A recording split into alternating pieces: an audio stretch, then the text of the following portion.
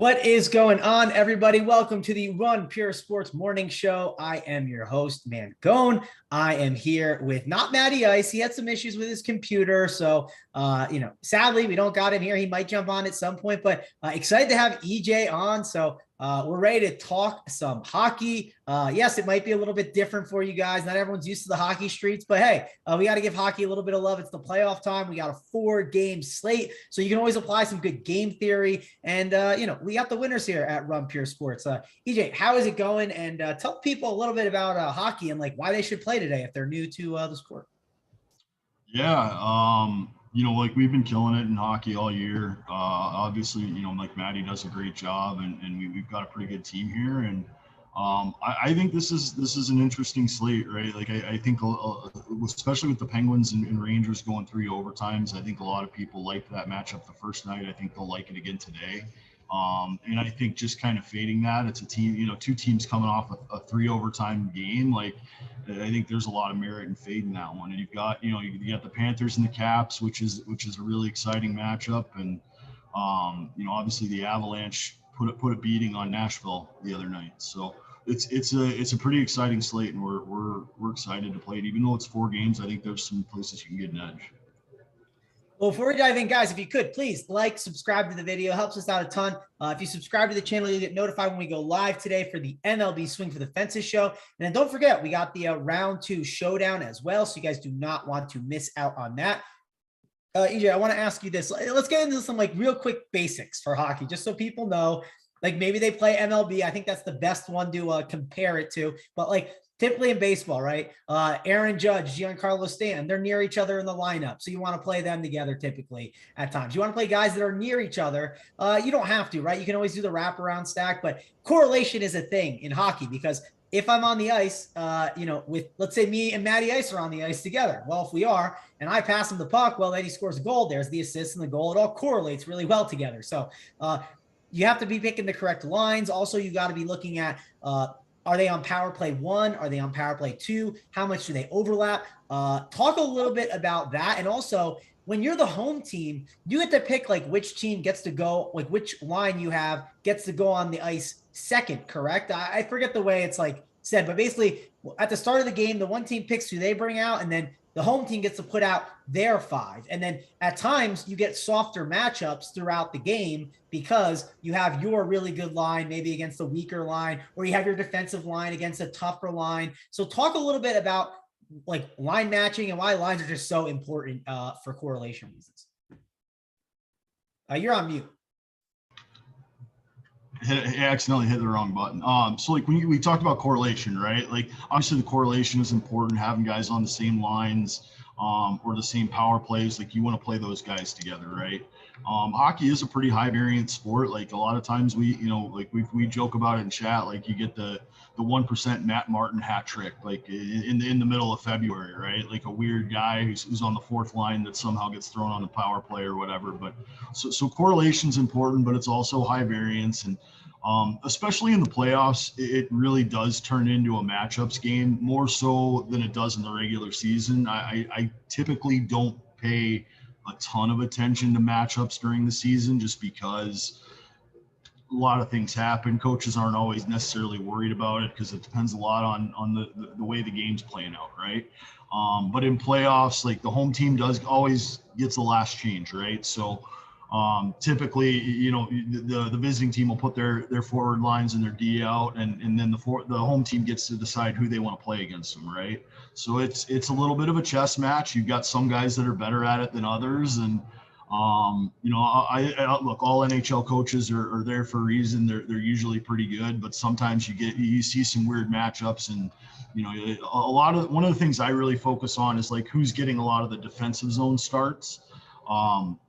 Not necessarily worried as much about line matching as much as I am just who's getting the defensive zone starts, who's their best defensive center, who's their top D pair, things like that. So yeah, it's definitely a fun sport. It's a fun sweat, and playoff hockey is really fun to watch. I know I doubt Big T's actually watching us, but Big T, if you happen to tune in to the show, hey, listen, it can be a fun game to watch.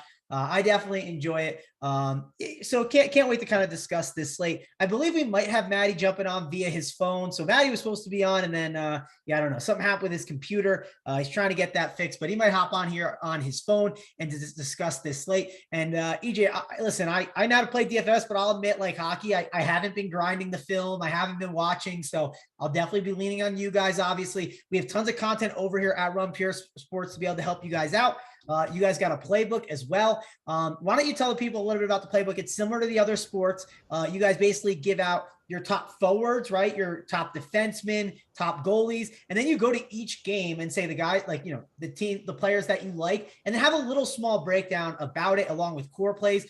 Anything else to touch upon there about the playbook and all the other content? No, and I think one of the more important parts is the value plays, right? Like we're looking for guys that you know, through each game, how we think games are going to play out, and it goes back to the matchup component, right? Like, so we can find some pretty good values, and I think that's one of the places we have crushed all year long is with finding good values. And you know, our Discord's awesome. We've got a really, you know, solid group of guys in there that they're there every night grinding the hockey. So you know, it's a lot of fun in there. If you guys aren't already RPS subscribers, you need to jump in there. It's because you're missing out. Yep, you got to get in there. And the captain's in the chat, and he said, only sport you won't get yelled at for saying lines, which that's correct, Captain. You don't call them lines. Like, I'm not checking my golf lines right now, right? I'm looking at my golf lineups. So thought that was a good one in the chat. If you guys do have questions, please feel free to fire them in the chat. We'd love to talk about it a little bit. We got Nuggets in the chat saying that Muzzin was a great call the other night. And you guys have a section that says like the top value plays. So also got a top stack section as well. So if you haven't signed up at Run Pure Sports, or even played NHL DFS, listen, we're here to help you. Get in that Discord chat. We'll do what we can to help you guys out. But let's dive in and talk about this game. And I did not know there was a triple overtime game with the with Pittsburgh and the Rangers. In my one group chat, EJ, my one friend, he said, hey, listen, our buddy likes the Penguins tonight. And I said, I'll check with my crew, right? I'll check. I'm on an NHL show. Let's see what they like. I don't know if you like the Penguins. We'll have to see. Penguins are playing the Rangers. Rangers are the home team. Obviously, the Penguins, you know, they got Sid the Kid, right? They got Malkin. They have a strong team. They always have some really good values, too, on that line 2 and 3. I don't know if in playoffs that's going to change where, like, line 3 doesn't play as much, right? Like, if you're an NBA DFS guy, typically you have these, like, you know, like the bench will be like 12-man deep. Well, now sometimes you'll get 8-man rotation. So do the line 1s, 2s, and 3s in the playoffs, do they play like more, or the line 1s and 2s, do they play way more than the line 3s? Maybe we should talk about that too, because that might be a different aspect from regular season DFS to playoff as well. Yeah, and it's not even that they necessarily play more, because they play more during the regular season, right? Like your top 2 lines may play, you know, between 18 and like 22 minutes, but your depth lines, like your 3rd and 4th line, your 3rd line might play 12 or 15, and your 4th line might all of a sudden play like 6 or 8 during the regular season. And in the playoffs, it changes a little bit, and there's some teams that have much better 4th lines. Like Pittsburgh, I think, at least in my opinion, is a much deeper team than the Rangers are. I think the Rangers probably have a little bit. I mean, obviously, like Shesterkin's good, you know, but it's one of those things where, like, I like the Teddy Bluger, Brian Boyle, Drew O'Connor line. Like, they're a pretty functional 4th line as far as NHL standards go. Like, and when you compare them to, you know, the Rangers, where you've got like Ryan Reeves out there, who's kind of a plug, like. That's not as functional as a 4th line. So, you know, being able to play 4 lines deep and at least play your 4th line in certain situations, it helps take some of the pressure off guys like Crosby, guys like Malkin, and it puts them in better spots offensively. All of a sudden, they're getting more offensive zone face-offs and things like that. So that stuff is important. And like I said, it goes back to, you know, where I think we've done a really good job this year of locating the value and, you know, and really hammered, you know, some of those really good value plays. So. All right. Well, let's dive in and talk about this Penguins game. And the reason I kind of we were going to dive into it. And then I thought of, oh, that line's deep, right? The 3s and 4s. So you can grab some value there at times. Also, another quick thing that we'll just mention is, like, at defender, right? Sometimes it's good just to go super cheap. It just kind of depends on the slate. We got Roman the Great on the slate at 8-2. So I'm sure we'll talk about that when we get to the Nashville game. But Pittsburgh and the Rangers, let's definitely discuss that. We got Letang at 6.4K at defense, which, hey, if you can get the defender that scores a goal or has like a big game, it's definitely very massive to be able to separate yourself with that, because sometimes those cheap defenders can dud. On the flip side, if your expensive defenders don't get the job done, those cheap ones could be worth it to jam in those studs. So what are you doing here with Pittsburgh and the Rangers? What side do you like the most? Do you like a full game stack? What's your kind of thoughts here on this one? Like, honestly, like I'm probably not going to play this game at all. Like I said, I think the having played, look, they basically played 2 games on Monday night, you know, that's a tough ask. And the only good thing is it's early in the playoffs, right? It's in the first game of the series. It's not like if you played that in the 6th game of the series or the 5th game of the series. So they're not as worn out. And like the one thing that really worries me about the Penguins right now is how many injuries they've had all year long. Like I think they're probably the better hockey team at the end of the day, and in a 7-game series we'll find out. But for me, this game is probably a fade. You know, I don't have a ton of interest. I think there's some nice pieces, guys like Jeff Carter, who's played a ton of playoff games. You know, he was on all those good LA teams early in the 2010s, and you know, I think there's good value, like somebody like Brian Dumoulin, who plays, you know, he doesn't play power play, but he kills penalties. He plays, you know, 25 to 28 minutes a night. He blocks shots, and he can occasionally pop in a goal, like a guy like that. So there are some interesting like value pieces, but I'm really like, I'm not interested in really stacking this up. Like both teams' PKs are pretty good. Their power plays, which cancels out their power play a little bit, right? So I know I don't have a ton of interest in this game, and I know Matty just jumped on, so maybe Matty's got a better take than I do. And Matty, we talked about that there's a triple overtime game the other night, right? So because we got a triple overtime game, curious to get your thoughts on how to play it out. Like maybe there's more value plays that you can play, because maybe they do go deeper into the bench because they're a little bit tired. What's your thoughts here on this Pittsburgh and Rangers game?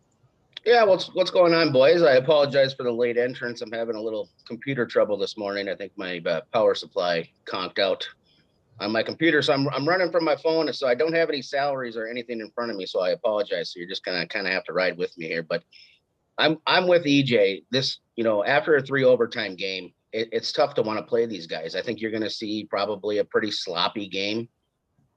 Guys you can look at, you know, for me are guys like EJ mentioned, you know, a Jeff Carter, a Ryan Strome, you know, who are going to be a little bit cheaper, and Andrew Kopp, guys like that. I don't know that I want to pay up for, you know, Sid the Kid or Gensel or, you know, or Panarin, who was a ghost in game 1. I'm going to be fading this game for the most part, unless I land on, you know, a cheap defender, you know, somebody, you know, like John Marino or something like that, who showed up kind of out of nowhere and is kind of a playoff time guy. But for me, this game's mostly a fade for me. I think there's just better spots on the slate, and after you play basically 2 games back to back, even with it being early in the season, it's just tough to recover. I ask you a couple of questions here. So, like, I assume, like, I'm gonna ask you Letang 6.4K, or would you rather just go Ekblad at 6.3, or even Adam Fox, right? He's 6.2, so you could easily get the Ekblad. Like, I guess rank those defenders like Letang, Ekblad, and Fox. Rank them. And then also, what about goalies in this game? Like, if you think it's going to be sloppier, and maybe like, yes, it could be sloppy on the defensive end too, where it makes easier goal opportunities, just weird things can happen. What's your thoughts on the defender rankings? And then what's your thoughts on goalies? Yeah, so I would prefer Ekblad. So Ekblad had been out for quite some time. He had a pretty gruesome injury, and his first game back was game 1 against the Caps here. I expect him to be much better. If you were in Discord at all following us prior to game 1 with the Capitals and Cats, I had mentioned that I was worried about the physicality of the Caps being able to take advantage of the Panthers, and that's exactly what happened. Andrew Burnett, who's the coach of the Panthers, longtime Wild assistant coach. He was a player for the Wild. Was here for a long time. I expect him to make some adjustments tonight. The defense was not aggressive for the Panthers the other night at all. So I would rank them Ekblad, Then I would go Letang and then Fox. I typically don't like playing a defenseman off a ceiling game. And Fox had a pretty big game. So that's how I would rank them. The goalies in this game is going to be interesting. And I haven't seen this morning. I don't know if maybe EJ did or not, because DeSmith got hurt late in that second overtime, I believe, in New York. So I don't know if he's going to start tonight or not. So just until we see anything from morning skate this morning, obviously I would rank Igor above whoever is going to be in the Pens net. If it is, the third stringer for the Pens, I would definitely have a little bit more interest in some of the cheaper pieces for the Rangers. Hey, Matty, before we go to this next game, you were at the top and EJ talked a little bit about it. Like, how does playoff hockey change for you DFS wise? Like we were talking about like Pittsburgh, and normally they're pretty deep, right? Carter's on that third line. I think he's on power play 2 also. But like some of these guys that are on they're on like line 3, are they not going to get as much run? And on the flip side, are the guys like on line 2 or line 1 going to gain more minutes? What's kind of your thoughts on that and how you approach it? Yeah, I definitely feel that the studs get more run in the playoffs. I mean, that's just the way it is. Guys on line 3 and 4 they're gonna get decent minutes, but it really comes down to their role on their team. Every team's different. Like the Wild, for instance, we have Joel Eriksson-Ek, who's our third line center. I mean, he had a hat trick taken away from him last night because his role's huge. So it's all team dependent in my opinion. But the studs are going to play more.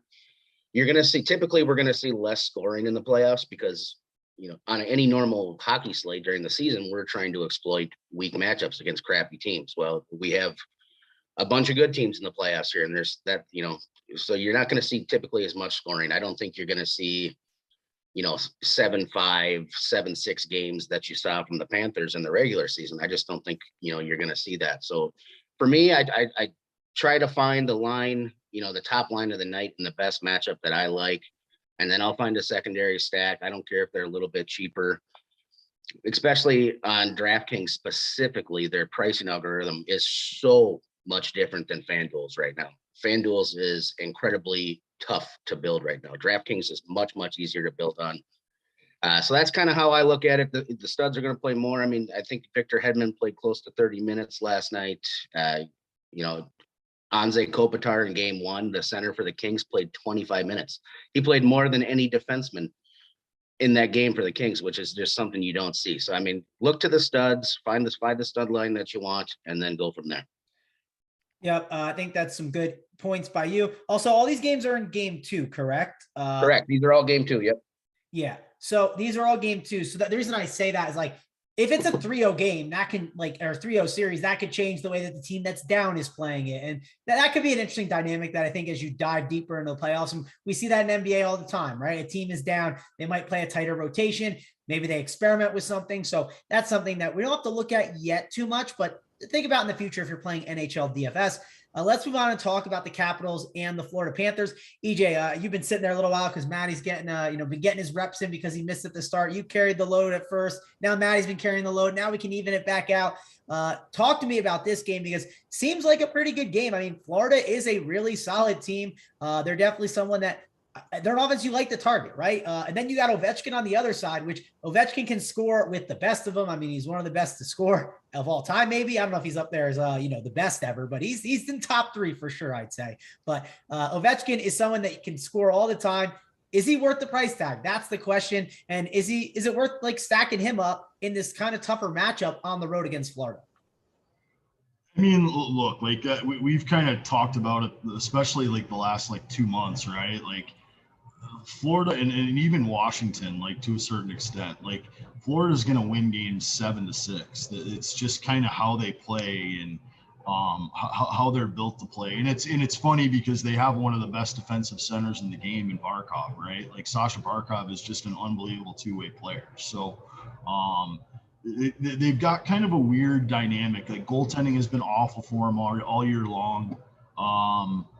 So it's a little bit of a weird dynamic. So look, like I think like Ovechkin's in play because especially in this series, just because of how shaky the Panthers goaltending's been, right? So I do think they're in play. But like Matty said, like it was one of those games, like the first game, like I didn't think Florida looked sharp at all. And Washington really kind of took it to him a little bit, you know, physically. Like you got guys like Wilson, you've got guys like Connor Sheary.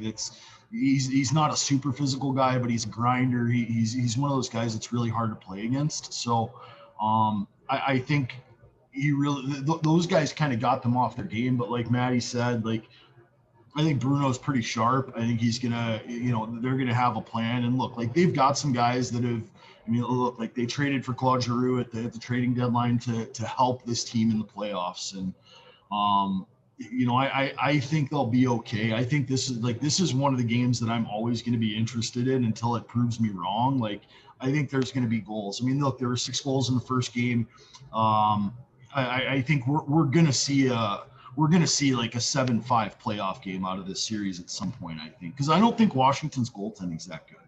So I would have interest in any of the top 3 Panthers lines. I would have interest in any of the top 3, you know, Caps lines. Like, I mean, the Oshie, Eller, Mantha, you know, or whatever it was in game 1. Like, you know, now it looks like it's going to be maybe Tom Wilson, Eller, Mantha. Like, those are good lines. So, the way it's looking, they probably try and use the Backstrom Johansson line if Oshie stays there. They probably try to use that, you know, matched up against the Bennett line. So like you probably have Barkov against Kuznetsov, and then you've got Eller's line against the kids, the Lundell, Marchment, Reinhart line. And I think all 3 of those lines on both teams are really, you know, fully in play. Yeah, well, I mean, you brought up some great points there. Matty, I know you said you don't have the pricing up in front of you. So listen, like I'm going to do my amateur, you know, let me go down the pricing and tell you what I think sticks out. It's just like weird price tags, right? Just like, obviously you know the hockey better than me, but from this game, I do see some really good prices. Like Kuznetsov at 4.9 seems like a pretty good price. The ones that really start sticking out is when you get like below 4.4. Sam Bennett's 4.4, Reinhardt's 4.4, Marchment's 4.1, Duclair is 3.8, Oshie at 3.3 seems pretty good. Backstrom at 3K. I mean, Johansson's 2.7. It feels like there's some really good values you can take advantage of. Even Hornquist, I mean, he's at 2.6. He might not be on one of those like top lines. I don't know if they slipped him in there maybe with the playoffs. Where do they have Giroux priced tonight? I haven't even looked at the same as last game. Yeah, Giroux's 4.6. Okay. Yeah, this is kind of what I was talking about when I was comparing FanDuel to DraftKings. The DraftKings algorithm is just so different right now than what you're looking at on FanDuel. You know, Kuznetsov is too cheap. Anytime he's under $5,000 skating with Ovechkin, he's just too cheap. He's got literally slate breaking upside at that price. And here's the thing, Matty, though, can you play him like in a tournament? Can I play Kuznetsov without Ovechkin? I mean, Ovechkin's 7.6. It does feel like it's not like a bad tag for him. He's not like the most expensive guy on the slate, right? It's McKinnon's at 8.9, then it's Josie at 8.2, Makar at 7.9, and then it's Ovechkin at 7.6. Like, I think you can play him, but like, I guess, can you do it as a one-off? Because like, if he has like a big enough game to be on the tournament winner, do you worry that you need Ovechkin as well? No, I think you can absolutely play him as a one-off. You know, for playoff hockey, for me, we're trying to build the best roster we possibly can. And during the regular season, we're looking for a lot more correlation. But I will always take advantage of a misprice. A misprice is a misprice. We did it in game 1. EJ nailed it. He had, you know, we were on Jake Muzzin for Toronto. He was $2,800 or $2,700. Nobody played him. He's playoff tested. Potted a goal for us. You know, I'm not going to pass up on good value. Kuznetsov is going to be on the PK. He's going to be on the top power play. He's going to get top line minutes. He should play anywhere from 21 to 23 minutes. You know, at that price in the game environment, for me, he would be a hard, a hard fade, or I mean, a hard to fade. Excuse me. You know, Sam Reinhart, another great guy. He gets top run. My issue is he's on that third line, which makes us, you know, if you're trying to build correlation, kind of makes it tough. So the Panthers have been one of the best power play teams all year long. So when I play them, it's not really trying to stack a line as I try to get some power play correlation. So guys like Huberdeau, Giroux, you know, you could make a really, really nice game stack out of this game pretty easily with the pricing. You could go Huberdeau, Giroux, Ekblad, Kuznetsov, and Ovi, and, you know, still have some decent salary left. It sucks with Reinhart too, because he plays with the kids, right? Like, and if they're a little bit off, like, Like they're going to protect Lundell. They spent more Lundell than Marchment, but they're going to protect the kids a little bit and maybe not put him in as difficult situation. So it affects Reinhardt's upside, I think, a little bit. But I actually like him as a one-off. I've played him as a one-off a bunch this year. But they the Panthers are the hardest team to really get a lot of correlation with, right? Because they got three lines spread out on their top power play. So that's why I specifically mentioned the power play stack, right? Because that's what I kind of try to do with them, because Bruno kind of has their lines split up all over the place. Do you think they put Thornton back in? I've been looking at that and I'm like, did they put him back into the lineup after that and play Lomberg, Thornton and Horny, right? I mean, I think if they do, I think that tells you that Bruno is going to be really, really light on the fourth line tonight, and he's going to lean heavily on the top three. But he can use those guys defensively too. He can have Thornton take defensive zone faceoffs, and that way you don't have to use Barkov as much. That was all I was thinking. Yeah, I could definitely see that. Old Smoking Joe, he can still definitely get it done in the dot. So. Are the Florida Panthers just trying to give out rings or something? They got Joe Thornton. They got Claude Giroux. Did they get them late in the year or something? What happened? Well, they've had Thornton for a while now. They did trade for Giroux just before the deadline. I thought they made out like bandits on that deal. They got the Flyers to pay most of his salary. I mean, that's pretty good if you can get the Flyers to pay that whole salary. So, but when I was playing earlier, I guess Thornton was hurt, but he's an old guy. So hell, Joe Thornton was playing when I was in high school. So yeah, I listen, me too. I'm pretty sure I'm trying to remember when Thornton started in the league, but he's old for sure, but he's out there grinding still. So good for Joe Thornton. Man, that's funny. One more thing I want to say, I wanted to ask about, you guys talked about, and I think this is a good point to ask, you talked about getting, you want to get power play lines, right? And Florida's a good power play. Well, here's the thing. Power play is only good if the other team is getting in trouble. So is Washington, do they commit penalties? And are they the team that maybe commits the most penalties? Is there one team specifically that you're seeing that you're wow, this team commits a lot of penalties? It's kind of like MLB. This team has a bad bullpen. We want to target it. Is there one team specifically that commits a lot of penalties on this slate? EJ, I'll go to you. A lot. Look, I with the way that Washington plays with as physical as they are, obviously Tom Wilson's kind of a penalty magnet, but the refs call the game different in the playoffs, right? It's going to be, they're letting a little bit more go. You got to do something pretty serious. What were we texting about the hit last night in that game with we're oh my God, how's that not a penalty? What's going on here? And it's it's playoffs, so the refs are letting the guys play a little bit more, right? So I don't put as much in that. I'm more concerned how teams are gonna if they actually have a functional penalty kill, right? Teams like Winnipeg that were fairly decent hockey teams, but they had a 70 or 68% penalty kill all year long, and that's bad. So that's more what I'm concerned about. And typically teams that make it this far, they're going to have pretty good special teams both ways. The power plays will be good, the PKs will be good. But there's so much talent on this Florida team. It's really they're like Toronto, right? Their power play can get it done against anybody. Well, here's the thing. You guys have so far convinced me as the listener, right? You've convinced me to I think this Washington Florida game's not bad. And maybe I'll take some one-offs, but I want to hear what's going to happen with the later games, because I don't know if I want to play the Washington Florida guessing game, even though there's some good values. I haven't looked enough at the other stuff to see, but I think there's some good stuff there. And you guys both sound like you don't want to really play too much Pittsburgh and Rangers unless things change. So curious to get your guys' thoughts here on these next couple games. Matt, hey man, going real quick. I want to make a point on this Florida game to something we saw last night. So in game one, the Kings absolutely wrecked the Oilers, right? And I said last night in the playbook that, speed kills.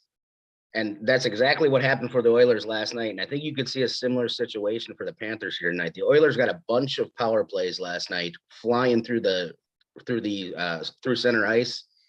Washington did a great job bottling up Florida in game one. And I think that's the adjustment Bruno makes, is that they got to play with speed. That's how they played all year. They didn't play that way in game one. If that's the case, I could see the Panthers ending up with 4 or 5 power plays tonight. Well, listen, Joe Thornton and his speed might kill on the ice tonight. We will have to see, but obviously I'm kidding because Joe Thornton has no speed. But this is a fun game. Like if you were to sit down and probably watch one game tonight, this sounds like the game to watch. If you weren't even caring about DFS, if you're just like, hey, I just want to watch a good hockey game, seems like the best one. It should be a fun one. Yeah, and the one thing that I'm excited to see as we move on to these is like it does feel like a mispriced game where like maybe you just have to have a piece like or two and just hope that you just kind of fall into the right stuff. So let's talk about Nashville and Colorado here. Colorado, obviously a really talented team. I believe are they the favorite to win the cup still, Matty? Yeah. All right, the favorite to win the cup. I know. I believe Holden made a bet on that a while back, so I think he got some decent, decent line on that. Nashville is a team that, hey, one thing they got is they got Roman the Great, right? And he's a DFS monster. Like if he's on the slate, he's a talking point because he's an expensive guy. He's 8.2K, and this is the playoffs. I mean, the guy already plays a ton and does so much. He's one of those guys. It feels like he'd be out there for 40 minutes if he could. So let's go over to you first, Matty. What's your thoughts on this Nashville and Colorado? This series, and I said this the other night, and I apologize to K Fallon because I don't want to murder his squad here, but they're outmatched, they're outclassed, they're outmanned. They're in deep trouble. They got absolutely manhandled in game one. Now, it's not totally on them. Their top goaltender's out. He got hurt. David Ritchie has been Swiss cheese his whole career. He was absolutely miserable in game one. The Avs put on a clinic. It was a beatdown. Matty Duchene scored a couple revenge goals for the Preds, late in the game. But I mean, the Avs weren't pushing at that point. For me, the top six for the Avs are squarely in play. McKinnon, Rantanen, guys like that. Those are going to be probably your cash options tonight. Roman, you could definitely use as a run back. If you're a true hockey fan and you like watching hockey, the matchup between Roman the Great and Cale Makar tonight is a spectacular one to watch. They're the two most talented D-men in hockey, in my opinion. That goal Cale Makar scored in game one was absurd, literally absurd. But in my eyes, I'm going to keep this short and sweet on this one. I think the Avs roll the Preds. I think this is going to be a sweep. Barring a goalie standing on his head, for the Preds, I just don't see them getting a win. All right, and the chat just informed me that Joe Thornton was drafted in 1997. Now I'm seeing his first game was played though in 2001, 2002 in the NHL, but he was drafted in 97. I was like 6 or 7 in 97. So that's a while ago. 97. I was 11. See, we're the same age. Joe and I are the same age. We're both 43. We're both 1978 birth years. So look at that. Well, were you drafted in the NHL at Joe Thornton's age in 1997? No, I was not. We played against him in a Pee Wee tournament, and he was just this big mean kid, and he was smart, man. He's so good. Yeah. Like, even at that age, just a big, had sick hands. Like he was unbelievable. Well, I did not have on my bingo card today that EJ played hockey with Joe Thornton. I didn't know that happened ever. Against him. Either with him, against him. I didn't realize that was anything that happened. So that's crazy. Man, you could just do a show off the guys that EJ has played with or has coached around. He's got some good stories. Well, maybe at the end we'll have to get some story time from EJ. Think of a good story, EJ, at the end. I want to get a good story from you. So I don't have any more good stories that we can tell here. So all right. I know Reed wants to hear my Chris Drury story, but we'll pass on that one for right now. All right. Well, guys, if you could please like and subscribe to the video, helps us out a ton. We appreciate it. If you guys subscribe to the channel, you'll get notified when we go live for the MLB Swing for the Fences show at 4:45 today. So you do not want to miss out on that. EJ, talk to me about this game. Nashville and Colorado seems like a fun one to watch too. Definitely one that I think I'm going to try and get some exposure to. The question is, who do we get exposure to? It's not Tuesday, so I don't know if I can play Forsberg. You can tell me if I can at 6.7K, but what's your thoughts here on this game? So like, I'm kind of on the other side. Like, obviously, like I don't really want to play Nashville. I think at some point, like they're going to steal one, but the thing, like I'll say, like the first thing that worries me about playing Yossi is, you got to remember, like, he's getting matched up against the Avs top line. Like, he's going to play 30, maybe 32 minutes, in a game. Like, it's just insane. And he's having to do it against the best guys on the Avs. So I think his offensive game takes a hit, right? Like, so that's what worries me about paying, was 8,200 or whatever, something ridiculous. Like, it's a tough sell to play him. So, like, for me, like, that's just somebody I don't even put in my pool. Like, if he beats me, he beats me. Like, we saw it the one time this year when he was 9,000. I thought it was a really sharp play to play him, and he did nothing. Like, he scored, like, I think he maybe blocked a shot. Like, he just did nothing that game. So for me, Yossi's a fade. Obviously, the Avs are really good. Like, I don't remember if anybody saw the interview that Daryl Sutter did like 2 weeks before the playoffs, and they were talking about the wild card team, who was gonna get Calgary, who was gonna get Colorado, and he's just like, like, whoever plays Colorado, it's gonna be a waste of both teams' time, right? Like, and that's what you're getting with Nashville, especially without having Saros there. So, like, I really have no interest. Like, there's guys, like, I would maybe take a shot on somebody like Tanner Gino, who just, like, kid scored 20 goals this year. Like, he's got some offensive ability. He plays a really heavy, like, gritty game. And I think that, like, guys like that are the guys that I'm interested in, because they're cheap and they can score, they can score a goal and easily make value. Like, I think I have to look, like, but he's probably like 2,800 tonight or something crazy, like 2,500. So he's min price. Like somebody like Tanner Gino or Yakov Trenin or Colton Sissons, like one of those guys I may take a shot on, because they do kill penalties too.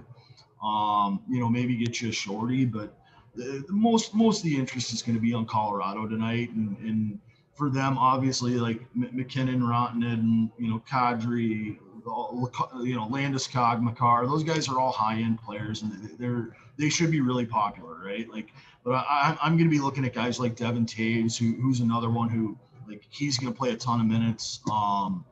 Maybe you can do something with like JT Compher, or I always like Arturi Lehkonen in spots like this. Like, he's a playoff style player. So guys like that, like in GPPs, I'll probably fade the Avs chalk and play guys that are a little bit off the board there.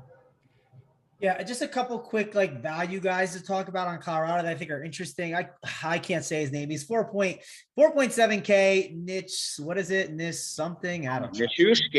Nichushkin. There you go. Thank you. He looks like a pretty good value. And then Landeskog is another one at 5.2. Those two seem like good. Like, if you're looking at just like one-off values from this game, I think those are guys that I would look at. The one thing I don't mind about like those values at times when you take them is like, they're not on the same line with like a lot of different guys, where like, if like for instance, like if Ovechkin crushes, like whoever's with Ovechkin on like the power play one and like the line one, well, like they're probably going to do well with them. I like when they're like, when I take my one-offs, I like when they're kind of staggered. That way, maybe it like cuts away from the correlation. Do you agree? It sounds like you agree with that, Matty. Yeah, I agree. I like Landeskog a lot. So he's similar to guy we were talking about in one of the earlier games, Ekblad. He's been hurt, so he just came back. He potted a goal in the first game. He's their captain. He's a gritty player. He's on that top power play, and honestly, you can pair him with Kadri. Kadri's pretty cheap. If you don't want to, pay all the way up for Nathan tonight, going like a Kadri Landeskog mini stack, and that gives you power play correlation as well. Would be a nice pairing. Nichushkin's a stud. That kid, he's a young kid. He's got a lot of talent. He gets power play run. He gets PK run, and he's working that top line with McKinnon and Rant. He's not with them on the power play now that Gabe's back, but I think he makes for a really interesting GPP play because he gets forgot about a lot when you got that much firepower on the ice. Does he play with Landeskog now then on the power play? Who? Nish? Yeah. No, so he's on the 5-on-5. He's with McKinnon and Rantanen, and then he's on the second power play unit now. He had been up on the top power play unit, but with Gabe back, Gabe obviously took his spot back. Oh, okay, gotcha. I misheard what you said, but yeah, okay. So interesting spots on in this game with those guys, for sure. One thing, we can talk about at the end. We'll talk about little value plays because I do want to talk about those value defenders and see if we can find some of them. I know there's some on Nashville, like Ekholm's interesting. EJ, let me ask you at least that. about him, because Ekholm's a guy that I've seen you guys definitely pop in your cores at times. What's your thoughts on him at that 4.2K price tag? Yes, it's a tough matchup, but he is definitely a value I know you guys have played in the past. Yeah, like Matthias Ekholm's he's a good hockey player. Like he does more than like, what is it, 4,200? Like that price is okay. Like I don't mind that. If I land in that area, I would look at it. Like I think he's probably, he's actually he's in a tough spot, right? Like, because you got Heiskanen, Klingberg, Anderson, all kind of right there. So he's definitely a little bit of a contrarian guy, and he blocks shots. He can get some pucks to the net. You're hoping for him. You're hoping he blocks 3 shots and maybe takes 2 or 3 shots on goal and picks up an assist, right? And get you 10 to 15 points. EJ, where do they have Toews priced tonight? Taves is what, 50 or 4,900. So God, I love him. And he's like, I honestly, like, look, like Cale Makar is a phenomenal offensive hockey player, right? Like Devin Taves is like, I would put him, he's the same style of player as Yossi. He's not quite as dynamic, but he's good offensively. He's good defensively. He's going to kill penalties. He's going to be one of those guys that they're going to put out there in the last, he's going to play, 4 minutes of the last 5 minutes in a tight game, right? Exactly. That's exactly. And that's why I think his value is so good. I like him a lot. Obviously, like we've talked about that. Like when Makar's chalk, like just play Taves and you get I don't think the upside's the same, but the floor is similar, right? Like you can get, because he can get there other ways. He's going to block shots. He's going to get pucks to the net. He gets power play time. He gets PK time. So. All right. Let's talk about Dallas and Calgary. And guys, again, if you could like and subscribe to the video, helps us out a ton. Real quick, Matty, I asked EJ this at the start. Let me have you talk about it now. The playbook, what does it consist of? When will it be up? Core plays, that gives you like your best core. You basically give like your top 5 guys that you're putting in your lineup based on value, and then kind of fill it out from there. Tell people a little bit about the content over here at Run Pure Sports. Yeah, I'll put our content up against anybody. I think we have the most extensive playbook in the industry. Most places you go look, they just give you some plays they like. We give you game by game breakdowns. Even if I'm fading a squad, me and EJ break down every single game. We'll give you players on each squad that if you're an MME player or somebody who likes to play 50 lineups a night, 150 a night, we'll give you options on both sides. We game by game breakdowns. We give you the power play lines, 5-on-5 lines. We give you little tidbits on each player in the playbook. We rank the top plays at center, wing, and defenseman. We give you the top 5 stacks of the day, the top 5 values for us, top 5 goalies. We usually have anywhere from 6 to 8 cores a night on the site. So we usually try to give you a bunch of different ways to go. But it's very, very thorough. It's been fun to do. We were just, ranked one of the best NHL content providers in the industry. So we've had a very good year. And like I said, I'll put our stuff up against anyone. Yep, definitely great content over at Run Pure Sports. So if you haven't signed up, go sign up now. It's definitely a great time. Let's talk about this next game. And I see the price tags look pretty good. I did just pull up the Vegas odds because I like to look at that. And I saw that here's the totals tonight. So the Penguins Rangers are 5.5. Capitals Panthers is at 7, which 7 seems pretty high for a playoff game. I'll say that. Predators Avalanche at 6.5, and then Stars and Flames at 5.5. So yes, it's a lower total, but the one thing I noticed when I pulled this game up was I was like, wow, Johnny Hockey's at 6.6K. That's a good price tag on that Calgary line. I feel like it's a good line that you can kind of like jam onto your teams. Maybe I end up being wrong. Maybe you guys think it's a tough matchup. Maybe it's not worth it because there's better options. EJ, I'll go over to you. What's your thoughts on Calgary here in this spot? So, look, Calgary, I think Calgary is right there with Colorado as far as the top teams in the West, right? Like their goaltending's good. They've got pretty solid defensemen. They've got what I think is probably one of the best lines in hockey. And I mean, what was it like? It took them 16 or 18 games before they gave up a 5-on-5 goal. Lindholm, Kachuk, and Gaudreau, right? Like, I mean, they're good. They're a deep team. Like they added Toffoli. Mangiapane's been really good all year. Like that Dubé line has been solid. Like they're a good team. And then on the other side, like you got Dallas, they have one line that is a functional NHL line at this point. Like I don't think like Jamie Benn and Tyler Seguin were really good hockey players in 2013, and now like with all the injuries, like Sagan's had 3 knee injuries, like Ben's had a bunch of surgeries, like they're just not the same players, right? Like so like it's a tough matchup for the Hintz line. Hintz, Robinson, and Pavelski. Like Joe Pavelski's still doing it, but it's hard not to like Calgary. Now I got burned on Monday. Like I stacked up that Lindholm line in my core, and I mean it was a 1-0 hockey game, right? Like Jake Ottinger played really, really well.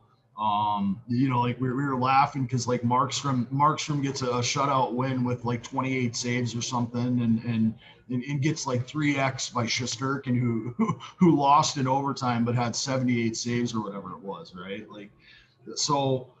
I think this whole series, I think, is going to be pretty tight. I'm hesitant to go back to that well right now. So I don't have I would have interest in some guys on Calgary. Like I like Tyler Toffoli. His price is reasonable. He's 3,600. Like that's a guy I could go to. Mangiapane 3,500. That's a guy I could go to. I just don't know if I want to pay up for, the Gaudreau line right now. Like you're going to spend, almost 18 grand stacking them up. And, what are they going to do? Like they get you a goal, maybe 2 goals in the game, and that's that. So I think there's better spots for offense tonight. Well, when I look at this, Toffoli seems like a good, like one-off, like we talked about before, right? The guys that could be just those one-offs that like they're correlation wise, like they're not correlated too much with stuff, but if you could sneak away with them, and he's dirt cheap too, right? At 3.6. He's a goal scorer. He's gonna get there by scoring goals, right? So like that's where like you use a guy like that who's a cheap one-off, who is going to get you there if he scores a goal. That's what you're banking on, right? Like the other guys, like Gaudreau, like yeah, he's a goal scorer, but like you need him to have a goal and assist, 5 shots, and before he's getting into the 3x range, right? So it's kind of tough to pay for that, especially when in playoff hockey, like offense is at a premium, right? Like so if you can find those, guys like Tyler Toffoli, who's a 30 goal scorer in the NHL, like guys like that, I think you can absolutely take shots on. But as far as the top line goes, I'm probably not terribly interested in either of those two. Yeah, maybe at the end of the show, I'll give away. I built a team, I've plugged in a couple guys that we've talked about, and they seem like good values, and like we'll talk about it at the end of the show. I'll give out like what I've kind of put together, see what you guys think about that. We'll talk about our top stack of the night. We'll give out our play of the day as well. Matty, let's go over to you. Yeah, I mean, EJ doesn't seem as excited about this game, but also he played it last time and it was 1-0, right? So sometimes there's some bias. Maybe you can tell me if maybe he's right or wrong. Maybe he just realizes that, it was a mistake to do last time and he's just moving on from it. What's your thoughts here on this game, Matt? I mean, I think this is a game where you have, clashing, similar styles clashing. So you have 2 teams that want to play defense first. That's why you're seeing the Vegas total at 5.5. Obviously, the Lindholm, Gaudreau, Chucky line is uber talented, and they could snap the slate. But unless you're playing 5 or 6 lineups, I'm probably not going to go to them. I actually have the most interest in defensemen in this game, and I think you're going to see a lot of sellout defense as we saw in Game 1. I think guys like Noah Hannafin, Rasmus Anderson, Miro Heiskanen, guys like that who. They're not uber expensive, but those guys can get you there with just blocks. I mean, if, Miro could block 5 shots, Anderson could block 5 shots, so could Hannafin. Those are the guys that I would be looking at here. Both tend to be slightly weak against defensemen from what I've seen in the past. Hannafin had a very good game in game one, but I just don't have a ton of interest here in this game outside of Markstrom. I do like Markstrom. I think he's an excellent goalie. He's a big guy.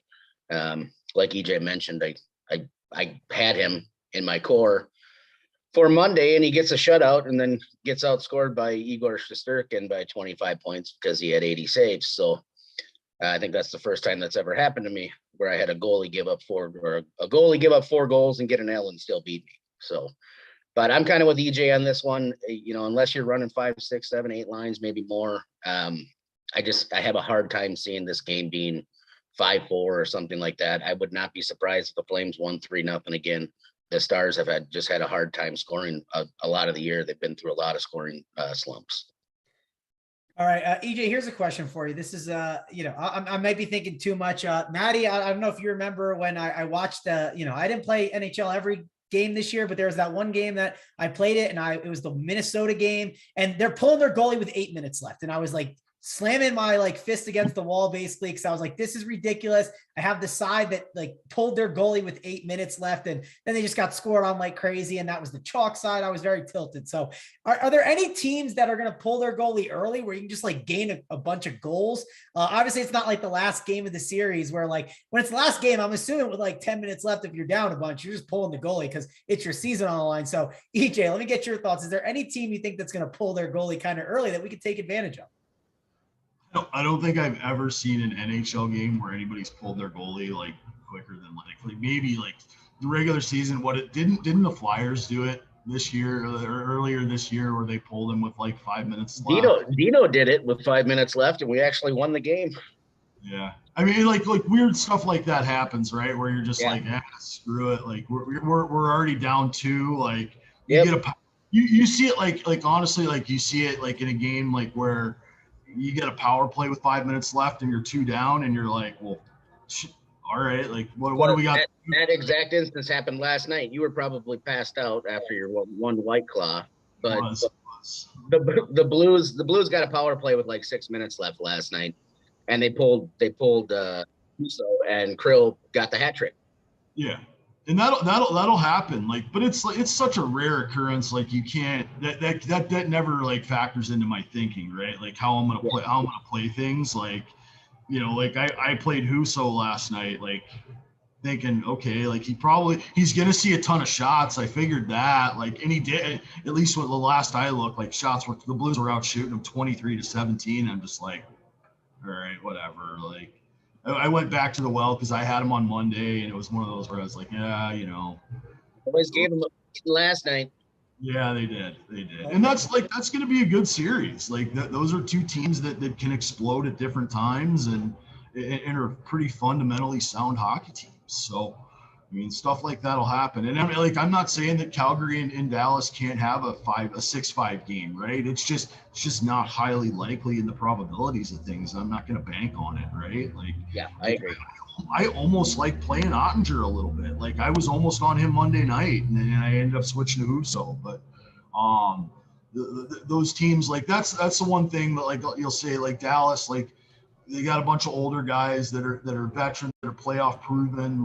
They know how to play in these situations, right? So you see those 1-0 hockey games, and then on the flip side of it, you've got Dallas and Nashville, and those are just there's just not much Nashville can do, right? To slow Colorado down. It's just Colorado is so dynamic. They've got two arguably 3 lines that are pretty decent offensively. I don't think JT Compher's an awful hockey player. I think he's a veteran. He's a guy who knows how to get it done. That's kind of one of those things I do take into consideration. But as far as goalies go, trying to think about the empty netter, I'm not. That doesn't go into my thought process. Well, let's just talk about goalies. We didn't talk too much about him. And one thing to mention, again, correct me if I'm wrong. I remember watching NHL in the past in the playoffs, and there's always this one goalie that just gets red hot, and they can't be stopped, right? And we're only a game in the series, but is there anyone that you saw that maybe caught some fire at the end of the regular season? Maybe they were pushing for a better seed, and they just looked good in game 1, and maybe we need to ride them out. Matty, do you got any goalies like that? Yeah, I mean, on this slate specifically, and it was I shouldn't even say he got hot at the end of the season. I kind of been riding him all year. It's Jacob Markstrom. The issue with Markstrom is shot volume with Dallas and that's my concern is, if Dallas steals a game, say 3-2, Markstrom might only see 22, 25 shots. But I haven't checked in a while, but I want to say he led the league in shutouts this season. I know he was leading it for a long, long, long time. Obviously, Igor Shesterkin, even after 79 saves, you have to consider him. He was probably the best goalie overall in the NHL all season long. Both those teams and both those games have 5.5 totals, I believe you mentioned. So I will probably be looking there. For goalies tonight, I don't think I have any interest in playing the Preds unless I was running a bunch of lineups, if you're feeling spicy.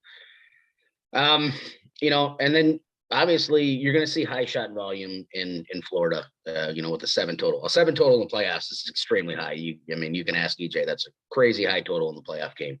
So you're going to see shot volume there. If you think one of them gets hot tonight, which they really haven't proven they can most of the year, that's where you could probably find a 20K up top takedown winners. Like if you play a Vanasek and he gets hot and has 40 saves and only gives up 2. All right, EJ, any goalies, like who are the best goalies tonight? Like we didn't talk too much about him, but it's definitely not an easy decision because it seems like there's 2 games to target offensively and then there's 2 games not really to target offensively, but like there's not a lot of shots. So it's tough to figure out which goalie to go to. So what's your thoughts here? Like I don't hate the idea of playing Louis Domingue. It looks like he's probably going to start tonight. I'm with what I've seen throughout the years. Like there's always that kind of that narrative guy, right? Like the Jordan Binnington bringing St. Louis. That was the guy a couple years ago, right? Like Louis Domingue's a pretty good goalie. He's kind of been, hiding behind, Tristan Jarry, obviously, like the Pens saw a lot in Jarry to get rid of Matt Murray, right? Like they saw Murray was injury prone a little bit, like, so they turned out, Jarry was their guy. Obviously Jarry's hurt. Casey DeSmith struggled a little bit throughout the year, but like, he's another one, like was a pretty highly touted prospect as far as goalie goes. And the same thing with Domingue, right? Like, so like, I don't hate going to one of those guys. Like obviously Shesterkin, I think is probably going to be popular. I think Markstrom's probably popular. I do not trust the Avs goalies. Like Matty said, I think like Vanacek is interesting, right? Like he's a little bit leaky, but he's going to see a high volume of shots and hey, EJ, let me ask you a question because I missed the Rangers game. So after that 3 overtime game, right? Yep. Was fantastic. I mean, he was really, really good. Are the Rangers' dicks going to be in the dirt tonight after losing that game? I've been thinking about it all morning. Like, it's like, okay, so like, and this is another thing, like, typically I feel like teams are going to, like, if you steal a game on the road, like, that's a big deal, right? Like, I don't think like I think there's obviously like there's more pressure in the next 2 games on the Rangers than there is on the Penguins, right? Like it's the same thing. Like I think Nashville steals a game in this series. I just don't think it's going to be in Colorado. Like if they steal one, it's going to be at home. The Pens already did that, so like I don't know. Like I think the Rangers. Look, I don't think they drop this one. I don't think they go down 2-0 at home. Like I don't have a lot of faith in the Rangers. I don't think they're as good as a hockey team as everybody says they are. Like, it depends. Rule out Raquel because I know he got knocked out. He got knocked out. I haven't seen if they've called him out completely yet. I would imagine he probably doesn't play because he was unconscious. Yeah, like so, but like still like. We've talked about it all year with the Penguins. Like their depth lines are like they're scrappy. They play north and south. Like they score greasy goals. Like Teddy Bluger, Brock McGinn, Danton Heinen. Like those guys will score goals and they score them right at the net. Like I think the Penguins are a better team than people give them credit for. Like and they have experience and they know how to win, right? Like guys like Russ, guys like Crosby, Malkin, like they've all been there, right? Like Evan Rodriguez blocking shots and with like the biggest hit in the game, like that's when you know like a team is a playoff team. So like I don't know, like look, like I think the Rangers probably win tonight, but I wouldn't be shocked if you told me they drop both games in Pittsburgh and they're going back to New York down 3-1, right? Like that would not surprise me at all. I just don't know if I want. I think the Rangers probably come out pretty fired up and you know, like I think the Penguins are good enough defensively. Like they're not going to get. I don't think they get tonked, but. Yeah, I missed your thoughts while I was dealing with that stuff, so I wanted to hear because I've been thinking about it all morning. Yeah, no, and look, like you're right. Like losing Raquel out of that lineup is probably kind of a big blow, and that's probably a guy like maybe you don't see him the rest of the series, but I still have enough confidence in the Pens to keep games close when it really, really matters. Like if that's the case, if you think the Rangers are going to come out hot, then it almost makes playing Igor just you to get different somewhere else. Yeah, I mean. But then it's like goes the flip side, right? Like, are they going to come out so hot that the Penguins take 15 shots on goal in 3 periods? Like, and you're like, that's true. You know, like you know, like so.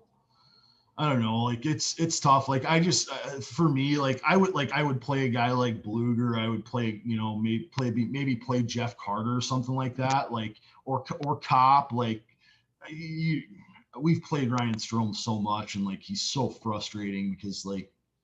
Just doesn't do a whole lot most nights. Like you're at the mountaintop or at the bottom with Ryan Strome. Yeah, like it's Panarin dependent, right? And that's a guy that disappears in these type of games. So I hate that guy. Yeah, like I said, like for me, like that game is just like one where I'm pretending it's not there. Like I think there's enough interesting pieces in the Washington and Florida game and like I said, my thought was more just goalie wise, you know, because with those two totals, I do feel like the Penguins and Rangers might put more shots on goal than the Stars game. All right, goes back to I don't know because I think both teams can shut it down and clog things up enough to where you just don't see a lot of shots. Like so. You know, like I would like honestly, like most of my interest tonight is probably like either just go back to Markstrom and hope or Ottinger and hope you get a tight game. And, you know, like I can take Ottinger getting 29 shots and letting in a goal and getting a loss, like for what he's priced at, like, okay, it doesn't kill you. Like you still get 12, 15 points out of it. And, you know, as long as the rest of your lineup is okay, like maybe that's the spot I go to. I don't know. I haven't built yet. So. Yeah, I feel like you don't have to like take that. I feel like you'll be fine. I know the guy you said Domingue, whatever his name is, he's pretty cheap. He's 7.7. So I liked him a little bit when I was looking at stuff. So let's talk about our stacks. Who are your guys' favorite stacks? Then we'll get out the plays of the day, and then we will get on out of here. Guys, if you could like and subscribe to the video, it helps us out a ton. And then, hey, if you subscribe to the channel, you'll get notified when we go live for the MLB Swing for the Fences show tonight, and also the PGA Round 2 Showdown. Matty, we'll go to you first. Give me your top stacks tonight. I am going to go with the Panthers. I like the Huberdeau, Giroux, and Ekblad pairing. Obviously, the Avs are a top stack for me as well, too. I would probably be looking probably off the McKinnon chalk, so I would probably be looking at like Kadri, Landeskog, and Devin Taves. And then my third one would be the Caps. You know, I would look at Kuznetsov, Ovi, and probably Carlson. All right, AJ, who do you got? Who are some of the stacks that you are looking at? I'm kind of on the same thing. Like I actually honestly might game stack the Washington Florida game and just kind of fill in with some value there. Like I think any of the top three lines, like I like the Barkov line, but I'm more Barkov and Verhaeghe than playing Duclair. Like I don't play Anthony Duclair. Like he's such a streaky scorer and you know, like I don't think he's a playoff type player. He's the type of guy that could get benched midway through the second period, and then you know you're stuck with the zero, right? Like I think maybe the Lundell, Marchment, Reinhart line's a little sneaky, you know, and then on the other side, like I said earlier, like I like that Lars Eller line, like Eller Mantha, and if they're going to play Wilson on that line, I like it a little bit more, like, because Tommy Wilson's the type of guy who he plays north and south. He plays physical. He's gonna benefit from the lack of physicality on the Florida side. So, like, I really like those guys. I think, there's guys from Calgary that are in play, obviously.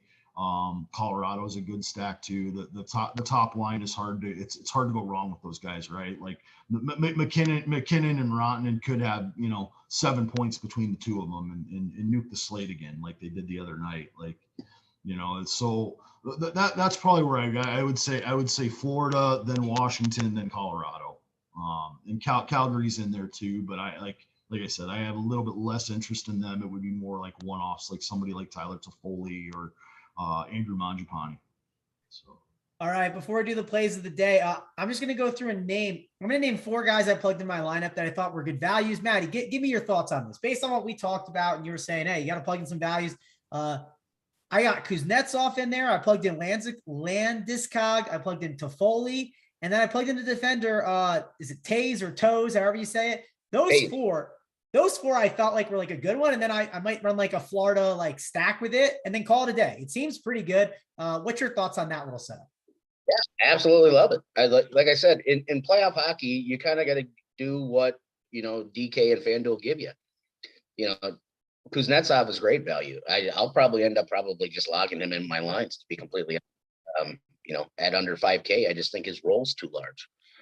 Toffoli's a great one-off. I think he's GPP for me. If you wanted to go a little bit more cashy type play, you could go to somebody like a Giroux, who's kind of priced in that, in that middle range or something like that. But I think that's a great start for a line tonight. They all have big upside. All right, EJ, let's get your thoughts on the play of the day. Like, who's your guy, the main guy that you're going to go to? Maybe not main guy, but one of like your plays of the day that's going to stick out. Maybe it's Toffoli. You talked a little bit about him. Who's the guy right now? I'm kind of split right now. I think there's 2 guys, like you said. Tyler Toffoli's one of them, but I really like TJ Oshie in this matchup. He gets top power play run. We obviously nobody has any confidence in the Florida goaltending. If the Caps, I think if the Panthers, the games that they win, like, they're going to be 6-5 games. They're going to be high scoring games because that's what they have to do. So I like TJ Oshie's upside. I think he's, like 3,300 tonight. Yeah. Like, for me, I think Oshie's one of the best plays on the slate. So I'm going to say TJ Oshie. All right, TJ Oshie it is. Matty, who do you got? Who is your play of the day? I am going back to Colorado tonight, but it's not going to be Nathan McKinnon. It's going to be the man everybody hates, Nazem Kadri. All righty, Kadri it is. Kadri is 6.6K, so you can plug him into your lineups. Is he on line 1 or 2, or what's his setup? He is on the second line with Kadri and on the top power play. All right, he's on that second line. All right, I'm gonna give you guys, and he's on the power play too. I'm going to go with it. I like finding like a really good defender that I think is like a nice floor ceiling combination. You guys talked about him. I'm pretty sold. It's Devin. Is it Taze or Toes? How do you say it, man? Taze. So we are going to go with Taze. He's going to be my guy at 4.9K, defender that I will be having in my lineups. That's going to wrap it up for us, guys. Thanks a lot for joining us here. It was fun to talk some NHL. Hopefully we can get together again next week and be able to talk some NHL. Playoffs seems like a fun time. If you guys haven't, signed up at Run Pure Sports, go sign up now. Get in the Discord chat. Feel free to ask some questions. And don't forget, we got showdown content for all the sports, right? We got PGA. We'll have NBA showdown content with NBA getting into deeper into the playoffs. So we got tons of stuff over here at Run Pure, so be sure to check that out. But for me, EJ, and Matty Ice, we will see you guys later.